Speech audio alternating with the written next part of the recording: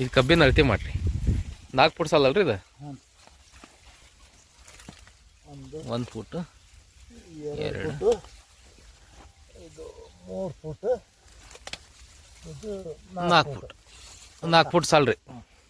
ಈಗ ಗಾಡಿ 4 ಫುಟ್ ಸಾಲ ನಿಂತೈತೆ ರೀ.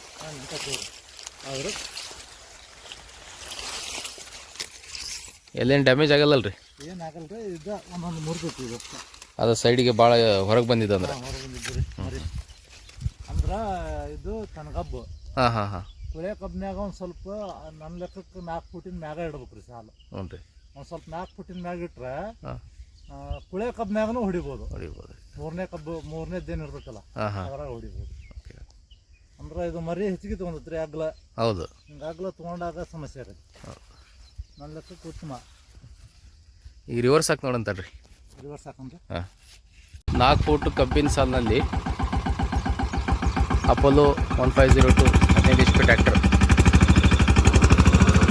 ಈಗ ರಿವರ್ಸ್ ಹೊಡಿತಾ ಇದ್ದೇವೆ. ಈಗ ಮಣ್ಣು ಓಡ್ ಮಾಡೋದು ಕೆಲಸ.